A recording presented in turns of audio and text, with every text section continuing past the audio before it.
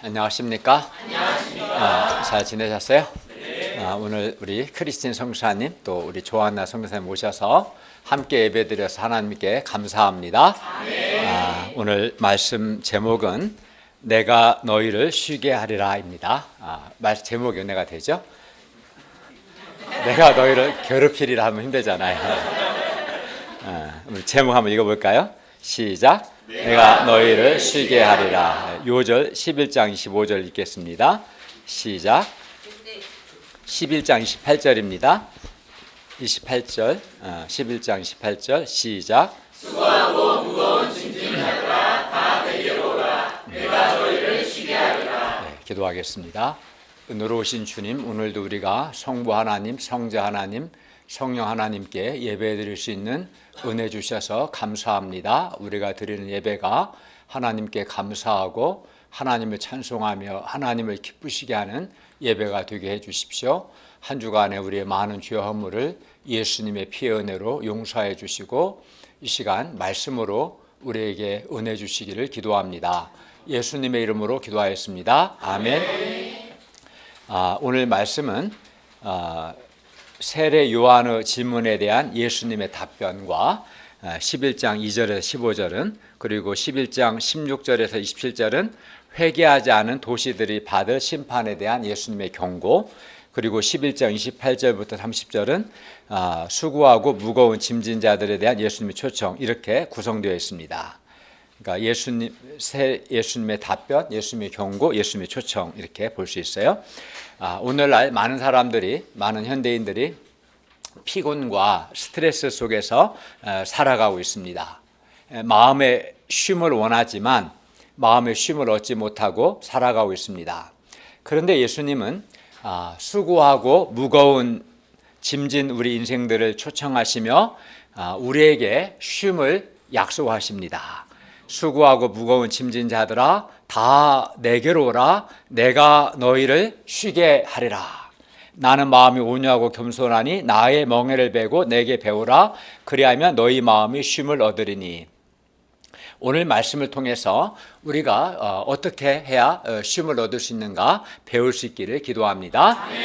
제1장 요한의 질문과 예수님의 답변 11장 2절부터 15절 말씀입니다.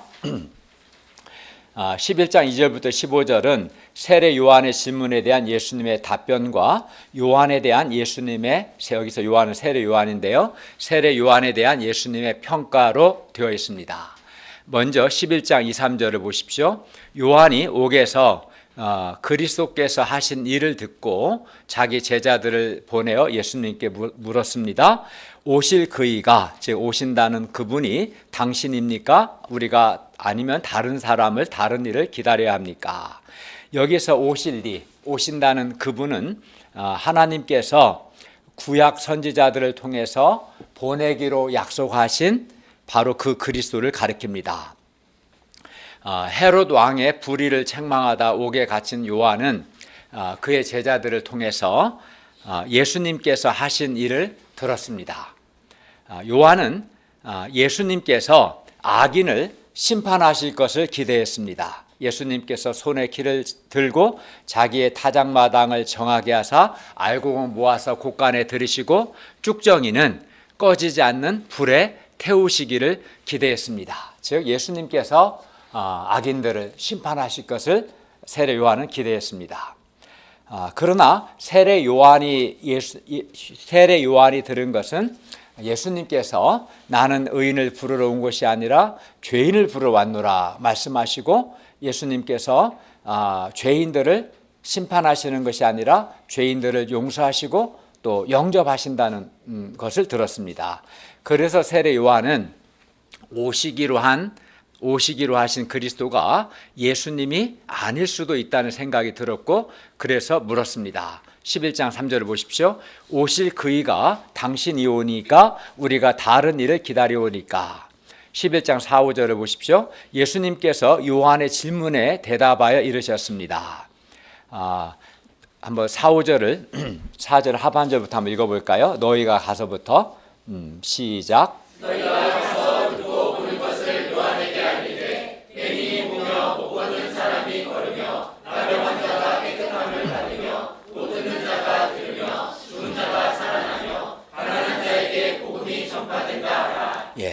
맹인이 보며 또 못 걷는 사람이 걸으며 나병 환자가 깨끗함을 받으며 못 듣는 자가 들으며 죽은 자가 살아나며 가난한 자에게 복음이 전파된다는 것은 모두 이사야서에 예언된 그리스도의 사역이었습니다.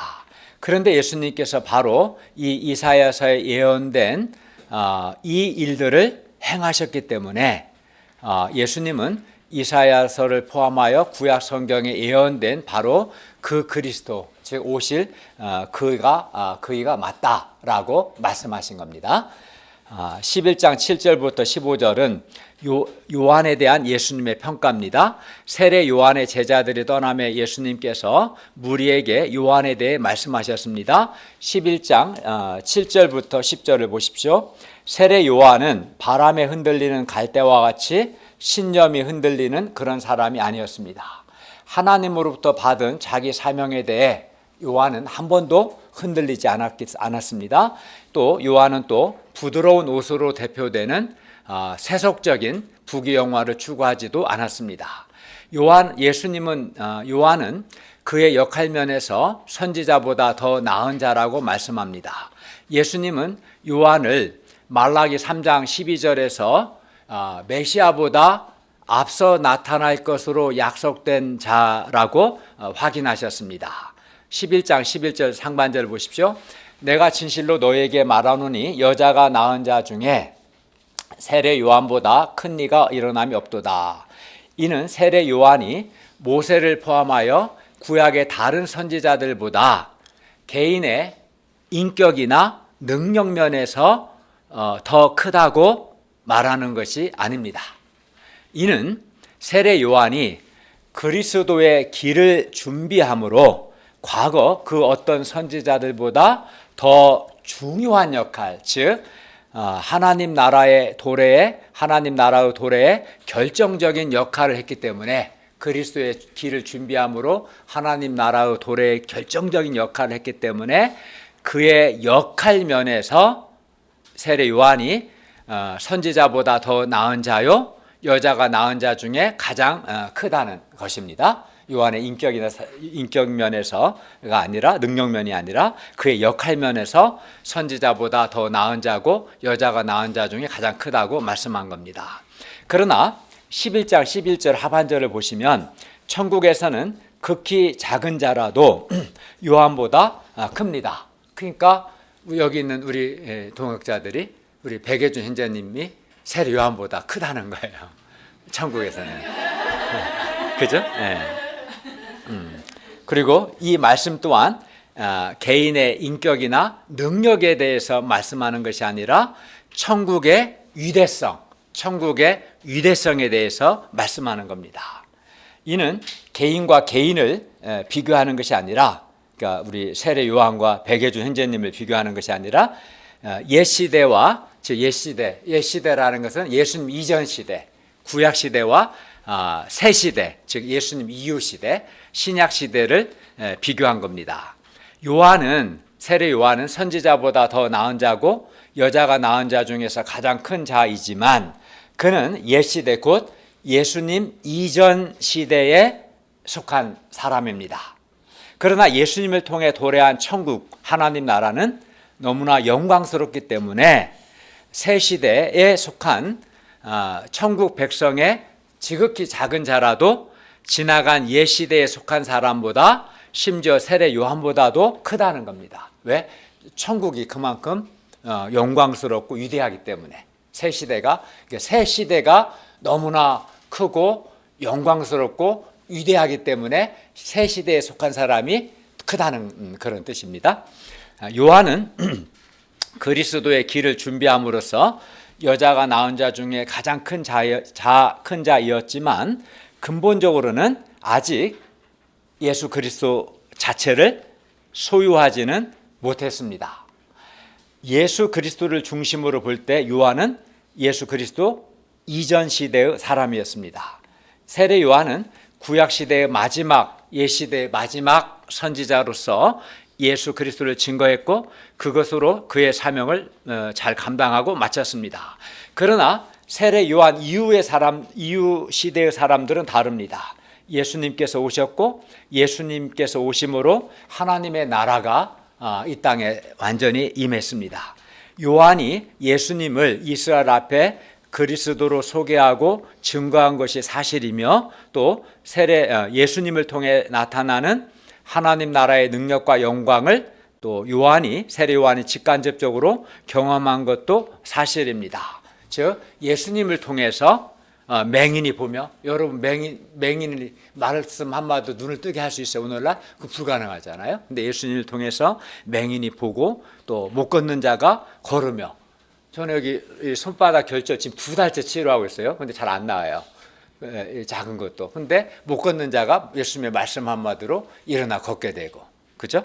예. 또 뿐만 아니라 나병 환자가 예수님을 통해서 깨끗함을 받으며, 귀 먹은 사람이 예수님을 통해서 들으며, 또 죽은 자가 예수님을 통해 살아나는 것을 세례 요한은 직간접적으로 경험했습니다. 그러나 세례 요한은 예수님께서 십자가에서 죽으시고 부활 승천하심으로 하나님의 나라가 온전히 실현되는 것을 보고 누리지는 못합니다.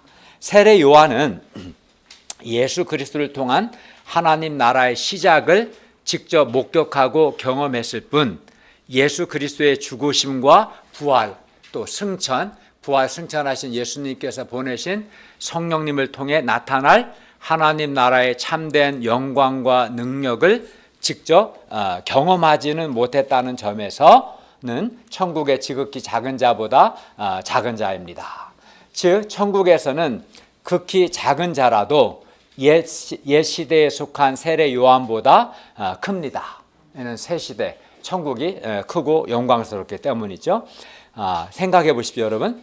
예수 그리스도를 증거한 세례 요한이 큽니까? 아니면 예수 그리스도를 소유한 하나님 나라 백성이 크겠습니까? 당연히 예수 그리스도를 소유한 자가 더 크죠. 그죠? 예. 예수 그리스도를 소유한 천국 백성이 큽니다. 그러므로 우리가 예수님을 믿음으로 천국 백성이 되는 것, 즉 예수님을 믿음으로 우리가 예수 그리스도를 소유하고 또 성령님의 내주를 우리가 경험하며 또 긍휼하심을 입고 때를 따라 돕는 은혜를 얻기 위해서 우리가 예수님의 피의 은혜를 의지하여 담대히 하나님의 은혜의 보좌 앞에 나아갈 수 있는 것. 구약시대에는 지성소에 계신 하나님께 1년에 딱 한 번만, 그것도 대제사장이, 핸드폰 끄세요, 대제사장이 나아갈 수 있었어요. 1년에 한 번. 그것도 완전히 속죄를 하고 죽을 수도 있기 때문에 끈을 달고. 근데 우리는 예수의 피해를 힘입어서 하나님의 은혜의 보좌 앞에 언제든지 수시로 나아가서 때를 따라 하나님의 은혜를 덧입을 수 있어요. 그러니까 옛 시대에 비해서 새 시대 천국 백성이 얼마나 크고 놀라운 은혜를 누리게 됐습니까? 그죠? 그렇기 때문에 예수님을 믿음으로 천국 백성이 되는 것은 정말 큰 특권이고 큰 영광입니다. 네. 제2장 회개하지 않은 도시들에 대한 심판, 11장 16절에서 27절 말씀입니다. 예수님은 지금까지 모든 도시와 마을에 두루 다니사 그들의 회당에서 가르치시며 천국 복음을 전파하셨습니다. 그리고 모든 병과 모든 약한 것을 고치시고 귀신을 쫓아내심으로 천국이, 즉 하나님의 나라가, 하나님의 통치가 이미 도래했음을 직접 보여주셨습니다. 그리고 그 세대 사람들을 천국 백성으로 초청하셨어요. 예수님을 믿고 하나님의 통치를 받도록, 구원받고 하나님의 통치를 받도록 초청하셨습니다. 그러나 안타깝게도 그 세대 사람들은 예수님의 초청에 아무 반응이 없거나 도리어 예수님의 사역을 비난했습니다. 이에 대해 예수님은 비유로 말씀합니다. 11장 16절과 17절을 보십시오. 당시 어린 아이들이 장터에서 혼인 예식과 장례식을 흉내내어 놀이를 했는데, 어린 아이들이 혼인 예식을 흉내내어 한편에서 피리로 결혼 행진곡을 불면 나머지는 그 가락에 맞추어 흥겹게 춤을 추어했습니다. 이게 놀이가 그랬어요. 그러나 아이들은 피리를 부는데도 전혀 춤을 추지 않았습니다. 즉 한마디로 반응이 없었어요. 장례식 놀이 역시 마찬가지였습니다. 한편에서는 아이고 아이고 하며 애곡을 하면 다른 한편에서는 가슴 막 치고 슬퍼해야 했지만 그렇게 하지 않았습니다. 반응이 없었다는 거죠. 여기서 결혼식의 즐거움을 표현하는 피리를 푸는 행동과 장례식의 슬픔을 표현하는 애곡하는 행동은 예수님의 사역과 세례 요한의 사역을 상징했습니다. 아마 그 결혼식은 예수님의 사역이고 장례식은 세례 요한의 사역이, 세례 요한은 회개를 많이 강조했으니까요. 그런데 그 세대는 피를 불어도 춤추지 않고 애곡해도 가슴을 치지 않는 것처럼 세례 요한과 예수님의 말씀에 도무지 반응이 없었습니다. 반응이 없었어요. 도리어 세례 요한과 예수님을 비난했습니다. 11장 18, 19절을 보십시오. 세례 요한이 와서 경건한 생활을 하며 먹지도 않고 마시지도 않자 그들은 세례 요한이 귀신 들렸다 이렇게 비난했고요. 예수님께서 죄인들을 영접하시고 세리 죄인들과 함께 식사를 하시자 먹기를 탐하는 자요 포도주를 즐기는 사람이요 세리와 죄인의 친구라고 이번에는 예수님을 비난했습니다. 11장 19절 하반절을 보십시오. 그러나 지혜는 그 행한 일로 인하여 옳다함을 얻습니다. 여기서 지혜는 예수님을 가리킵니다. 따라서 이 말씀은 바리새인들을 포함하여 사람들이 아무리 예수님을 비난한다고 할지라도 예수님께서 하신 일들, 곧 예수님의 말씀을 듣고 구원받고 천국 백성이 되어서 변화된 사람들이 예수님께서 옳다는 것을 증명한다는 뜻입니다. 그러므로 우리 역시 복음 역사를 섬길 때 사람들의 비난에 신경 쓸 필요가 없습니다. 왜냐하면 우리가 하나님의 진리대로 행한다면 우리의 행한 그 일로 인하여 우리가 옳다는 것이 입증되기 때문입니다. 따라서 우리도 예수님과 같이 천국 복음, 예수 그리스도의 복음을 전파하여서 사람을 구원하고 살린다면 우리가 행한 그 일로 인해서 우리가 옳다는 것이 증명될 것입니다. 11장 20절을 보십시오. 예수님께서는 자신의 권능을 가장 많이 행하신 고을들이 회개하지 아니함으로 그때 책망하셨습니다. 회개하지 않기 때문에 책망하셨습니다. 우리 11장 21절과 22절을 다 같이 읽겠습니다. 시작.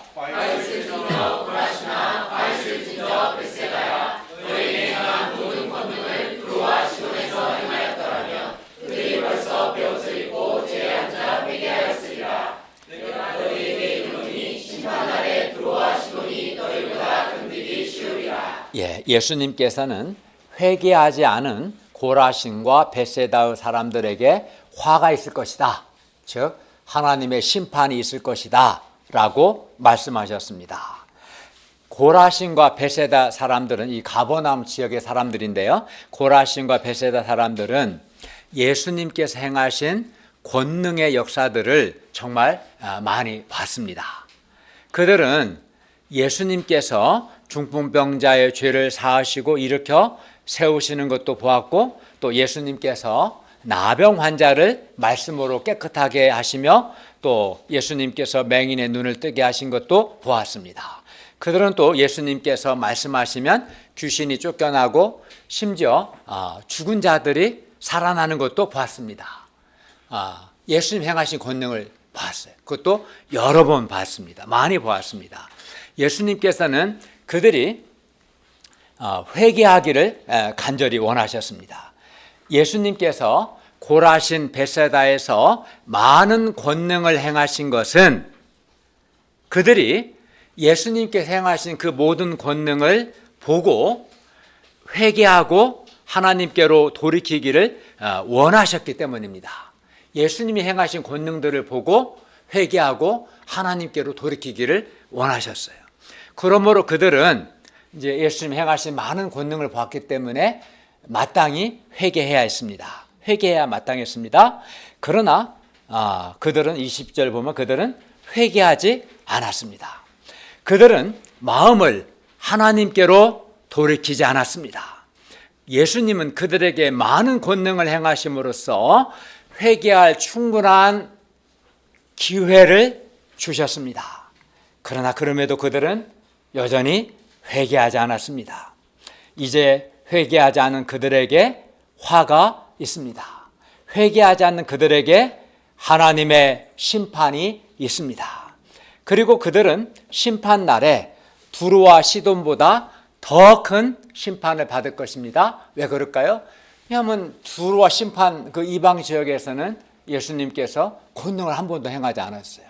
근데 이 베세다 고라신에서는 많은 권능을 행하셨고 많은 권능을 보고도 회개하지 않았기 때문에 베세다와 고라신 지역의 사람들이 더 큰 심판을 받는 것이죠. 그러므로 우리가 하나님께서 우리에게 회개할 기회를 주신 지금 회개해야 합니다.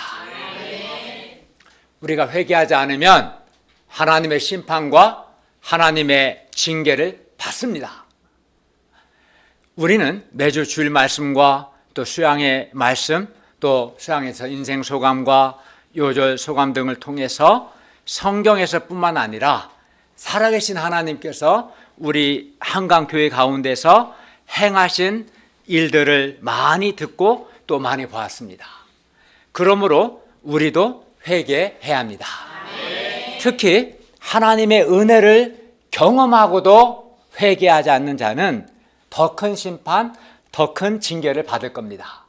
하나님의 은혜를 경험하지 않는 자보다 은혜를 경험하고도 회개치 않는 자는 더 완악하기 때문에 더 큰 심판, 더 큰 징계를 받을 것입니다.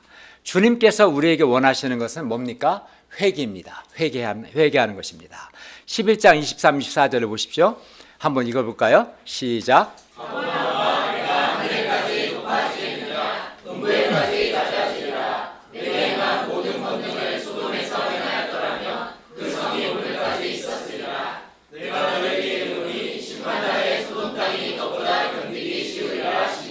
소돔 사람들은 우리가 아는 것처럼 매우 음란했고 동성연애까지 행했습니다. 하나님은 이런 소돔성을 우리 창세기에서 보면 하늘에서 유황과 불을 비같이 내리셔서 소돔을 심판하셨습니다. 역사적 사실입니다. 하나님이 하늘에서 유황과 불을 내려 소돔을 심판하셨습니다. 그러나 그런 소돔 사람들이라도 만일 예수님께서 가버나움에서 행하셨던 그런 권능들, 못 보는 자가 보게 되고 못 걷는 자가 걷게 되고 죽은 자가 살아나고 한등 예수님 행하신 그런 권능들을 보았더라면 그런 소돔 사람들이라도 회개했을 것이고 소돔은 멸망하지 않았을 거라는 겁니다. 예수님은 가버나움에서 많은 권능을 행하셨습니다. 그런데도 가버나움은 예수님께서 행하신 그 많은 권능의 역사를 보고서도 회개하지 않았기 때문에 그들의 받을 벌이 얼마나 크겠습니까? 인격적인 거예요. 예수님이 행하신 권능을 하나도 보지 않은 사람과 많은 권능을 보고도 회개하지 않은 자는 그 심판의 강도가 다르다는 겁니다. 예수님께서 가버나움을 가리키면서 네가 하늘에까지 높아지겠느냐? 라고 말씀하신 것을 보면 가버나움 사람들이 심히 교만했음을 알 수 있습니다. 하늘에까지 높아지고 교만이죠. 교만했음을 알 수 있습니다. 사람이 회개하지 않는 것은 예수님께서 행하신 권능이 부족해서가 아니라 그 사람이 교만하기 때문입니다. 그리고 교만한 자는 하늘에까지 높아지고자 하지만 실상 교만한 자는 음부에까지 낮아지고 하나님의 무서운 심판을 받습니다. 우리는 성경을 통해서 예수님의 많은 권능의 역사들을 배웠습니다. 뿐만 아니라 말씀드린 것처럼 예수님은 우리가 수양의 메시지와 우리가 인생 소감을 확인한 것처럼 우리 한강 교회 가운데서도 예수님은 많은 권능들을 우리 가운데서도 많은 권능들을 행하셨습니다. 우리 가운데서도 우리가 수양 인생 소감이나 연요절 발표 통해서 여러 번 확인하고 우리가 직접 다 보는 사람들이죠.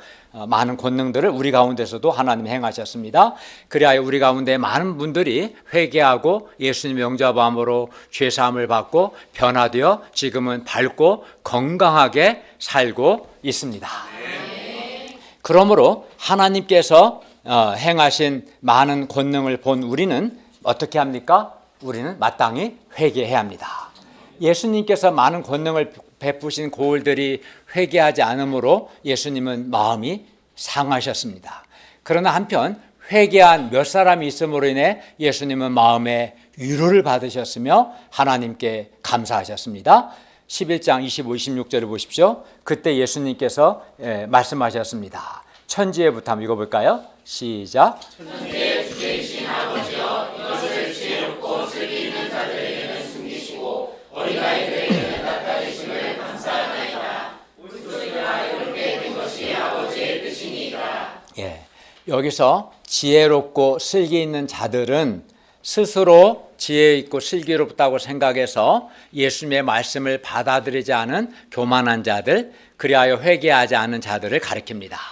하나님께서 스스로 지혜롭고 슬기 있다고 생각하는 교만한 사람들에게는 영적 세계를 숨기셨어요. 숨기셨습니다. 그러니까 못 보는 거죠. 하나님이 숨기시면은 하나님의 세계를 못 봐요. 믿음의 세계, 하나님의 은혜의 세계, 하나님의 능력의 세계를 못 봐요. 못 보니까 그 사람은 모른다고 하겠죠. 그러나 근본적으로는 교만하기 때문에 숨기신 겁니다. 하나님께서. 그리고 걔는 나는 못 본다, 모르겠다, 없다 그렇게 하는 거죠. 사실 하나님이 숨기신 겁니다. 왜? 스스로 지혜롭고 슬기롭다고 생각하는 그 교만 때문에 숨기십니다. 그래서 그런 사람들은 예수님을 알지 못하며 믿음의 세계, 믿음 안에 있는 생명과 빛과 은혜, 자유, 안식을 알지 못합니다. 한편 하나님께서는 어린아이들과 같이 자기의 부족함을 아는 사람, 그래서 항상 배우는 사람, 예수님의 말씀을 잘 듣고 받아들이는 사람, 겸손하고 순종하는 사람, 회개하는 사람들에게는 영적 세계를 나타내 보셨습니다. 이들에게는 숨기신 게 아니라 도리어 나타내 보셨어요. 그들이 바로 예수님의 제자들이었습니다. 예수님은 그들로 인해 하나님께 감사하셨습니다. 이 상을 통해 볼 때 예수님의 천국 복음에 대해 우리가 바르게 반응을 해야 함을 배웁니다. 즉 회개하고 하나님의 통치를 받아야 합니다. 그러나 천국 복음을 듣고도 회개하지 않거나 비난하는 자들은 하나님의 심판을 받습니다. 그러므로 우리가 어린아이와 같이 겸손히 천국 복음에 대해 회개와 믿음과 순종으로 반응할 수 있기를 기도합니다. 영적 세계가 안 보이신 분들은 내가 교만하기 때문에 하나님이 숨기셨음을 깨닫고 회개와 겸손해야 합니다. 제3장 내가 너희를 쉬게 하리라. 11장 28절에서 30절 말씀입니다. 11장 28절을 읽겠습니다. 시작. 수고하고 무거운 짐진 자들아 다 내게로 오라. 내가 너희를 쉬게 하리라. 예수님은 수고하고 무거운 짐진 모든 사람들을 다 초청하십니다. 수고하고 무거운 짐진 자들아 다 내게로 오라. 내게로 오라 초청하십니다. 내가 너희를 쉬게 하리라. 예수님께서 당시 사람들을 보실 때 사람들은 수고하고 즉 지치고 무거운 짐을 지고 즉 짐에 눌려 있었습니다. 지치고 무거운 짐으로 인해 눌려 있고 고통스러워하고 있었습니다. 사람들이. 그래야 예수님은 이렇게 지치고 짐에 눌려 있는 사람들, 무거운 짐을 지고 있는 사람들을 불쌍히 여기셔서 그들에게 쉼을 주고 싶으셨습니다. 내가 너희를 쉬게 하리라. 그러면 사람들은 어떤 수고하고 어떤 무거운 짐을 지고 있었을까요? 당시 유대인들은 율법을 지키기 위해 바리새인들에 의해 부과된 여러 규칙들이 있었는데 이것은 매우 무거운 짐이었습니다. 그리고 사람들에게는 각자 인생의 짐이 있습니다. 우리 학생들에게는 학과 공부의 짐이 있고요. 또 대학 시험 준비에 짐이 있기도 하고요. 또 취업을 준비하는 짐이 있고 또 먹고 사는 생활의 짐이 있고 또 직장 생활의 짐도 있고요. 또 가족을 부양해야 하는 짐도 있고 이 외에도 사람에게는 인생에 많은 짐이 있습니다. 그러나 가장 무거운 짐은 역시 죄의 짐입니다. 그리고 죄의 짐을 질 때 사람은 그 영혼이 곤고하고 죄의 짐을 지는 한 마음에 쉼이 없습니다. 성경은 악을 행하는 각 사람의 영에게 환난과 곤고가 있다고 하셨습니다. 그리하여 스스로 슬기롭고 지혜 있다 하여 회개하지 않는 자들은 하나님의 심판을 받을 뿐만 아니라 그 영혼에, 그의 마음에 환난과 공고가 있습니다. 우리 영혼이 쉼이 없고 곤고한 것은 죄의 짐 때문입니다. 죄는 무거운 짐이며 그리하여 사람들은 죄의 짐 때문에 쉼이 없이 살아가고 있습니다. 잠을 많이 잔다고 해서 죄의 짐이 벗겨지는 게 아니겠죠. 하나님을 믿지 않는 사람들은 모든 것을 자기 힘으로 하고자 합니다. 문제가 있어도 자기 노력과 자기 지혜로 문제를 해결하려고 하고, 때로는 자기 인생뿐만 아니라 가족의 인생까지도 자기가 짊어지고자 하는데, 이것은 정말 무거운 짐입니다. 이런 사람은 인생에서 모든 것을 자기가 책임져야 하기 때문에 그의 짐은 더욱 무겁습니다. 그런데 생각해 보면 이 사람의 인생이 무겁고 또 쉼이 없는 것은 인생의 짐 자체보다도, 인생의 짐은 다 있겠죠, 누구나. 근데 인생의 짐 자체보다도 그가 하나님을 의지하지 않는 교만과 하나님을 믿지 않는 불신이라는 죄의 짐을 지고 있기 때문에 그렇습니다. 겉으로 볼 때는 인생의 짐 때문에 무거운 것 같죠. 누구나 인생의 짐 다 있죠. 그러나 하나님을 믿고 하나님의 의지한 사람은 하나님 주시는 은혜와 도우심, 힘을 덧입고 그 짐을 질 수가 있거든요. 그렇기 때문에 이런 사람이 무겁고 쉼이 없는 것은 짐 자체보다도 그가 하나님을 의지하지 않는 교만과 하나님을 믿지 않는 불신이라는 죄의 짐을 지고 있기 때문입니다. 그렇기 때문에 정말 무거운 것은 어떻게 보면 인생의 짐 자체보다도 교만과 불신과 같은 죄의 짐입니다. 이렇게 사람들은 미움과 분노, 시기, 탐욕, 음란, 정욕 등 각종 죄로 인한 환난, 곤고, 죄의식, 죄책감 때문에 마음에 쉼이 없습니다. 하나님을 믿지 않는 불신과 하나님을 의지하지 않는 교만의 죄 때문에 염려와 두려움에서 벗어나지 못하고 마음에 쉼이 없습니다. 맨날 염려하고 걱정하고 두려워하고, 하나님을 믿고 하나님을 의지하고 하나님께 맡기고 하나님 도우심 받으면 염려와 두려움에서 벗어나서 마음의 쉼을 누릴 수 있는데, 그 하나님을 믿지 않는 불신앙, 하나님을 의지하는 그 교만 때문에 염려와 두려움에서, 마음의 어두움에서 벗어나지 못하는 거예요, 사실은. 그러니까 진짜 사람을 고통스럽게 하는 것은 죄의 짐입니다. 인생의 짐보다도. 예수님은 이렇게 인생의 짐과 또 죄의 짐을 지고 쉼이 없이 살아가는 사람들을 초청하십니다. 수고하고 무거운 짐진 자들아 다 내게로 오라. 예수님은 다 내게로 오라고 말씀합니다. 그리고 약속하십니다. 내가 너희를 쉬게 하리라. 그러니까 예수님께 오면 쉬게 하시겠다 약속하셨어요. 예수님은 예수님께 나오는 사람들에게 쉼을 주십니다. 쉼을. 사람들에게 정말 쉼이 필요합니다. 그런데 안타깝게도 사람들이 생활의 짐, 인생의 짐, 죄의 짐으로 고통하면서도 예수님께 나아가지 않습니다. 그렇기 때문에 안타깝습니다. 그러면 예수님께서는 예수님께 나오는 사람에게 어떻게 쉼을 주실까요? 어떻게 쉼을 주십니까? 우리가 쉼을 누릴 수 있는 것은 예수님께서 십자가에서 우리가 져야 할 죄의 짐을 대신 지셨기 때문입니다. 그래서 예수님께 나오는 사람에게 예수님께서 죄의 짐을 벗겨주십니다. 죄의 짐을 벗겨주시고 자유함을 주시고 쉼을 주십니다. 죄의 짐에 대해서는 예수님이 죄의 짐을 벗겨주시는 방식으로 우리에게 쉼과 자유함을 주시죠. 또한 인생의 짐, 생활의 짐은 주님께서 나의 하나님이 되시고 나의 아버지가 되시고 주님께서 나의 목자가 되셔서 주님께서 나를 도와주시고 나의 인생을 선하게 인도해 주심으로, 또 주님께서 나의 인생의 짐을, 또 나의 생활의 짐을 나와 함께 져주십니다. 또는 주님께서 우리가 인생의 짐, 생활의 짐을 질 수 있는 내적인 힘을 주십니다. 그래서 그런 방식으로 우리에게 쉼을 주시죠. 그게 주님께서 나를 도와주시고 힘을 주시는 방식으로 우리에게 쉼과 힘을 주십니다. 짐을 해결할 수 있는 방법은 짐을 아예 없애버리거나 아니면 짐을 질 힘이 있으면 되는 거예요. 그럼 문제가 안 되겠죠? 짐을 없애버리거나 그 짐을 질 힘만 있으면 짐이 더 이상 문제가 안 됩니다. 그런데 죄의 짐은 우리가 지는 것이 아니라 예수님께서 대신 십자가에서 져주시기 때문에 예수님께 나오는 사람은 예수님께서 죄의 짐을 벗겨주십니다. 벗겨주시는 방식으로 죄의 짐에서 죄의 짐을 벗어버리니까 어떻게 했어요? 마음에 쉼이 있고 은혜가 있고 자유함이 있겠죠. 그죠? 그런데 인생의 짐, 생활의 짐은 우리가 반드시 져야 합니다. 학교도 다녀야 하고 학과 공부의 짐을 져야 합니다.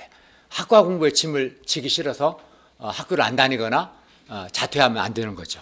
학과 공부의 짐을 학생은 져야 하고 직장인은 먹고 사는 생활의 짐을 져야 합니다. 그 짐을 안 지면 어떻게 될까요? 한 사람 있죠. 노숙자가 됩니다. 인생의 짐을 안 지면 노숙자가 되고 말 겁니다. 그죠? 예. 짐을 벗고 싶으나 이런 인생의 짐, 생활의 짐을 벗을 수 없습니다. 그런데 예수님께서는 이 인생의 짐, 생활의 짐을 벗기시는 방법이 아니라 이 짐을, 인생의 짐, 생활의 짐을 감당할 만한 힘을 주시는 방법으로 우리를 도와주십니다. 그래서 우리에게 주님께서 주시는 힘이 있으면 생활의 짐을 지는 것이 그렇게 무겁지 않고 힘들지 않습니다. 우리 이 의자 하나를 우리 온유가 들으라면 못 들겠죠, 그죠? 그러나 우리 대한 목사님은 들겠죠. 그 차이가 뭘까요? 의자 무게는 똑같은데 대한 목사님 힘이 있으니까 문제가 안 되는 거죠, 그죠? 예. 마치 이와 같은 겁니다. 예. 그래서 우리에게 주님께서 주시는 힘이 있으면 인생의 짐, 생활의 짐을 지는 것이 그렇게 무겁지 않고 힘들지 않습니다. 오히려 인생의 짐, 생활의 짐을 지면서 더 능력이 생겨나게 됩니다. 그래야 우리는 비로소 마음과 영혼의 참쉼을 얻게 됩니다. 또 하늘의 기쁨과 영혼의 평화를 누리게 됩니다. 인생이 무겁지 않고 가볍게 됩니다. 따라서 우리가 예수님께로 가서 우리의 무거운 죄의 짐을 내려놓을 수 있기를 바랍니다. 예수님의 십자가의 용서의 사랑을 믿고 진실하게 회개할 수 있기를 기도합니다. 하나님을 믿고 하나님을 의지함으로 하나님의 도우심을 받아서 하나님이 주시는 힘으로 인생의 짐, 생활의 짐도 질 수 있기를 바랍니다. 11장 29, 30절을 보십시오. 한번 읽어볼까요? 다시 시작. 나는 마음이 온유하고 겸손하니 나의 멍에를 내리고 내게 배우라. 그리하면 너희 마음이 쉼을 얻으리니 이는 내 멍에를 쉬고 내 짐은 가벼우리라 하시니라. 네. 우리가 11장 28절 29절을 보면은 우리가 쉼을 얻으려면 내가 너희를 쉬게 하리라 했잖아요. 쉼을 얻으려면 크게 두 가지입니다. 어떻게 크게 한 가지인데 28절에서 내게로 오라고 그랬잖아요. 그죠? 수고와 무거운 짐 내게로 오라. 그러니까 우리가 쉼을 얻으려면 예수님께 가야 하고요. 또 29절에서는 나의 멍에를 베고 내게 배우라 하셨어요. 우리가 쉼을 얻으려면 첫째는 예수님께로 가야 하고 둘째는 예수님의 멍에를 메고 예수님께 배워야 합니다. 크게 보면 예수님이죠. 쉼을 얻고 싶습니까? 어떻게 합니까? 예, 그죠. 내 수고와 무거운 짐진 자들아 다 내게로 오라. 내가 너희를 쉬게 하리라. 쉼을 얻고 싶으면 예수님께로 가야 돼요. 옆에 사람 가서 괴롭히지 말고. 사람이 쉼을 줄 수는 없어요. 근본적으로. 예수님께로 가야 돼요. 예수님께로. 그리고 나의 멍에를 베고 내게 배우라. 예수님의 멍에를 베고 예수님께 배워야 합니다. 그때 우리가 쉼을 얻을 수 있어요. 여기서 나의 멍에를 베고 내게 배우라 했는데 멍에란 저 며칠 전에 제가 단톡방에 그 멍에 사진 다 공유해드렸죠? 네. 다 보셨어요? 네. 네. 여러 개 보냈는데 이렇게 어깨 위에 목 위에 내려놓는 그 막대기죠. 멍에는 달구지, 수레나 또는 쟁기를 끌 때 소나 마르 목에 가로 얹는 구부러진 막대기를 가리킵니다. 멍에는 소나 말이 제멋대로 움직이지 못하도록 순종시키는 역할과 또 소가 쟁기나 달구지를 끌 수 있도록 힘을 받쳐주는 역할을 합니다. 두 가지 하는 거죠. 순종시키는 것과 힘을 받게 하는 역할을 하죠. 멍에가. 그래서 멍에가 편하고 가볍고 좋으면 소가 힘을 잘 쓰고 편안히 수레를 끌거나 밭을 갈 수 있지만 멍에가 좋지 않으면 불편하고 고생을 많이 합니다. 힘을 받지 못해요. 멍에가 이렇게 불편하면, 좋지 않으면. 그래서 멍에가 중요합니다. 본문에서 예수님의 멍에는 나의 멍에를 베고 내게 배우라 하셨는데 예수님의 멍에는 예수님의 제자가 되는 것, 그래야 예수님의 가르침을 받고 예수님을 따르는 것을 가르칩니다. 예수님 당시 유대인들에게 멍에를 맨다는 것은 제자가 된다는 것을 의미했습니다. 예수님의 멍에를 맨다, 예수님의 제자가 되는 것, 예수님께 배우는 것, 예수님께 순종하는 것, 예수님을 따르는 것입니다. 그래서 예수님의 멍에를 메고 예수님에게 배운다는 것은 예수님의 제자가 되어서 예수님의 가르침을 받고 예수님께 순종하는 것, 예수님을 따르는 것을 의미합니다. 예수님의 제자가 되어서 예수님의 가르침을 받고 예수님께 순종하고 예수님을 따르는, 이게 예수님의 멍에를 메고 예수님께 배우는 겁니다. 소가 멍에를 메게 되면 그 멍에를 메운 사람의 뜻대로 가게 됩니다. 사람이 이렇게 멍에를 소에 메우고 왼쪽으로 이끌면 왼쪽으로 가고 소가 오른쪽으로 이끌면 오른쪽으로 갑니다. 소는 멍에를 메는 그 순간부터 주인에게 얽매이고 주인이 시키는 일을 해야 하고 주인의 지시를 따라야 합니다. 주인이 밭을 갈게 하면 밭을 갈아야 하고 또 수레를 끌게 하면 수레를 끌어야 합니다. 마찬가지로 예수님의 멍에를 맨다는 것은 예수님의 제자가 되어서 예수님의 가르침을 받고 예수님께 순종하는 것을 의미합니다. 그런데 일반적으로 멍에는 얽매임, 속박을 가리킵니다. 멍에는 얽매이는 것, 속박을 가리키죠. 그래서 사람들은 멍에를 매려고 해요? 매지 않으려고 해요? 네, 멍에를 매지 않으려고 합니다. 멍에를 거부합니다. 멍에 없는 삶을 원합니다. 그래서 결혼도 안 하려고 하죠. 배우자도 멍에를 생각하니까.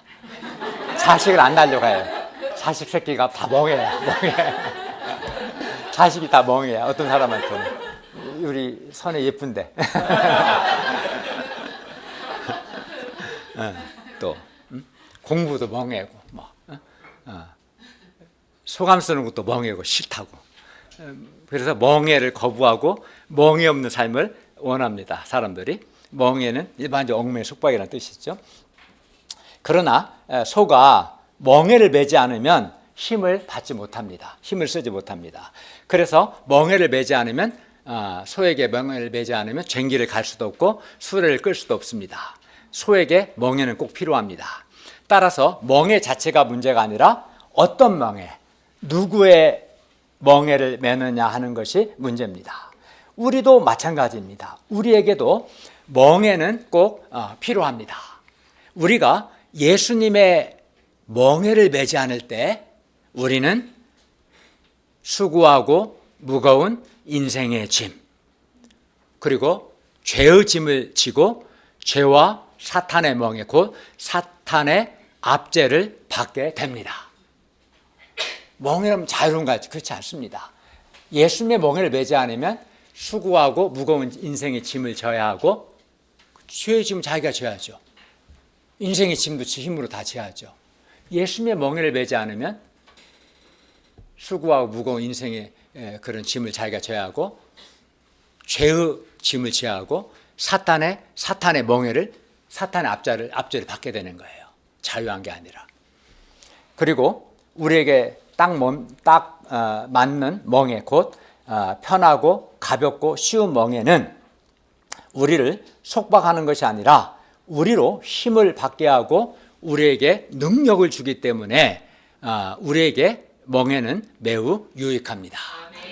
멍에가 없는 소는 쟁기를 갈 수도 없고 수레를 끌 수도 없는 것처럼 예수님의 멍에를 매지 않는 사람은 영적으로 힘을 받지 못하고 또 힘을 전혀 공급받지 못하고 성장하지도 못합니다. 무엇보다 우리가 예수님의 멍에를 메고 예수님을 배울 때 우리 마음이 쉼을 얻습니다. 사람들은 예수님의 멍에를 매면 예수님께 속박되고 매여서 쉼이 없는 인생을 살 것이라고 생각하기 때문에 예수님의 멍에 매는 것을 부담스러워하고 예수님의 멍에를 매지 않으려고 합니다.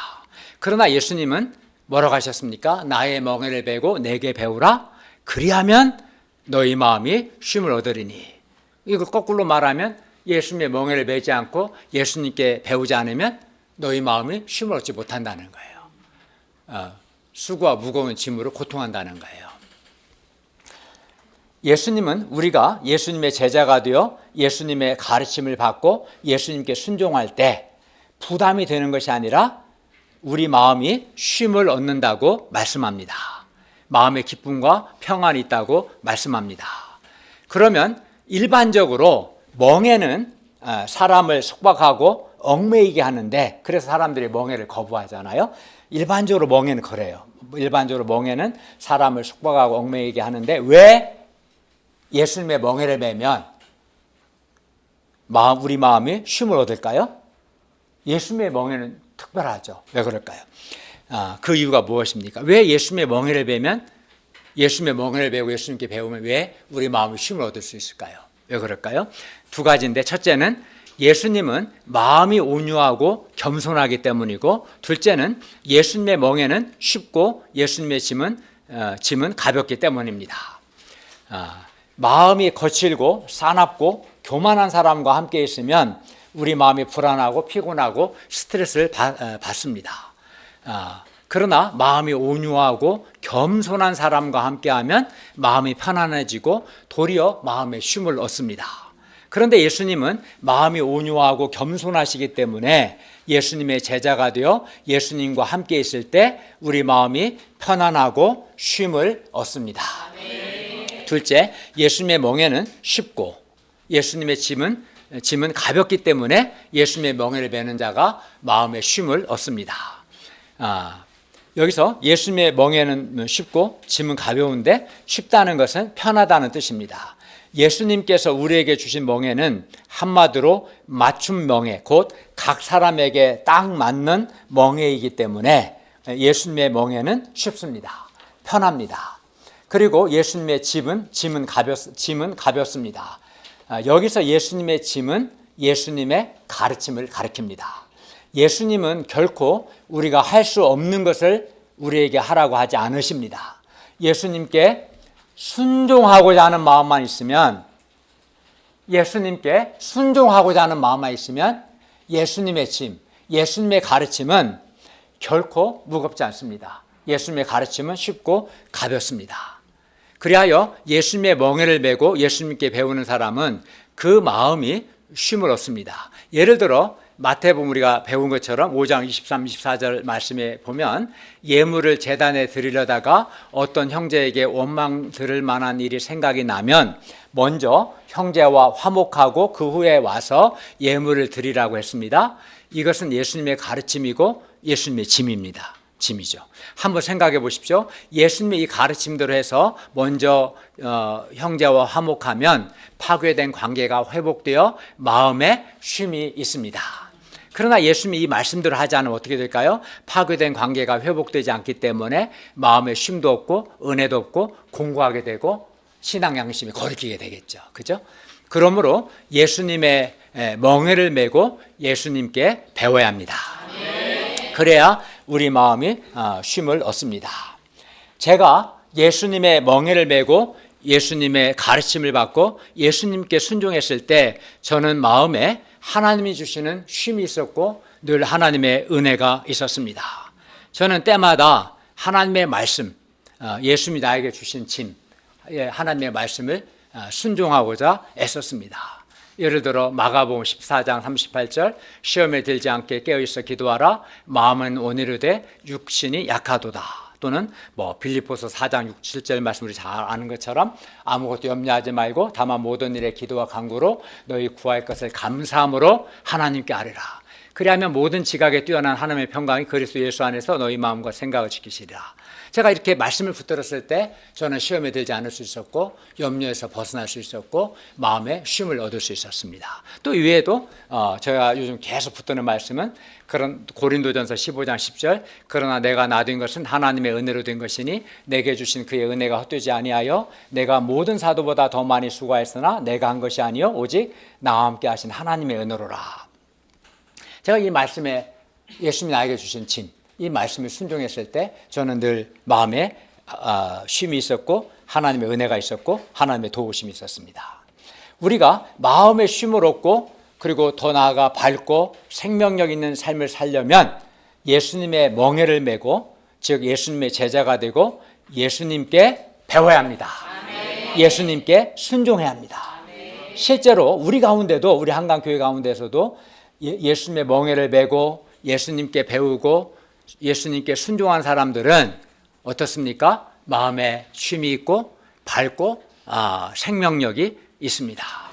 예를 들어 성경 공부하고 또 소감을 쓰고 일용양식을 먹으면서 예수님의 가르침에 순종한 사람, 이게 예수님이 주시는 멍에를 베는 것이고 예수님이 주신 짐을 지는 거죠. 우리가 말씀을 공부하고 또 소감을 쓰고 양식 먹고 또 순종하는 예수님의 가르침에 순종한 사람은 어떻습니까? 마음에 쉼이 있고 은혜가 있습니다. 내면이 밝고 또 힘이 있습니다. 우리 가운데 몇몇 빌리버스 청년들이 꾸준히 수요 제자 예배에 참석해서 일용할 양식을 먹고 발표하면서 또 마음의 쉼을 얻을 뿐만 아니라 캠퍼스 목자, 성경 선생으로까지 성장했습니다. 예수님의 멍에를 메고 예수님께 순종한 사람은 마음의 쉼이 있고 그 마음에 하나님의 은혜가 있습니다. 그리고 하나님 주시는 힘을 받아서 인생의 여러 짐을 질 능력도 생깁니다. 반면 예수님의 멍에를 매지 않는 사람, 멍에를 거부한 사람, 말씀 공부에 멍에도 싫어, 소감에 멍에도 싫어, 양식에 멍에도 싫어, 멍에 다 싫어. 이런 사람은 멍에를 거부했는데 그의 마음에 쉼이 없습니다. 하나님 주시는 힘도 없습니다. 은혜도 없습니다. 죄의 짐이 있습니다. 인생의 무거운 짐으로 짓눌려 있습니다. 사탄의 압제가 있습니다. 마음이 어둡습니다. 안타깝죠. 네. 그렇기 때문에 우리 어떻게 할까요? 이렇게 예수님의 멍에를 매지 않는 사람, 예수님께 순종하지 않는 사람은 마음의 쉼도 없고 은혜도 없고 또 하나님의 도우심도 없고 하나님 주시는 내적인 힘도 없습니다. 그리고 죄의 멍에 사탄의 멍에를 메고 더욱 지치고 피곤한 인생, 어두운 인생을 삽니다. 그러므로 우리가 예수님의 제자가 되어 예수님의 가르침을 받고 예수님께 순종할 수 있기를 기도합니다. 그래야 우리 마음에 쉼이 있고 우리 마음에 하나님의 은혜가 있고 그래야 살아계신 하나님의 도우심이 있습니다. 결론입니다. 예수님께서 행하신 권능을 보고도 회개하지 않는 사람들에게 화가 있습니다. 하나님의 심판이 있습니다. 그러나 다 내게로 오라는 예수님의 초청에 응해서 예수님의 멍에를 베고 예수님을 배우는 사람은 마음이 쉼을 얻습니다. 우리가 예수님의 제자가 되어 예수님의 가르침을 받고 예수님께 순종함으로 우리 마음이 쉼을 얻을 수 있기를 기도합니다. 기도하겠습니다. 은혜로우신 주님, 우리가 주님의 초청에 응해서 예수님께로 가고 예수님의 멍에를 베고 예수님께 배우고 순종함으로 마음에 쉼을 얻고 하나님 주시는 힘과 내적인 능력들을 덧입을 수 있도록 도와주시기를 기도합니다. 예수님의 이름으로 기도하였습니다. 아멘.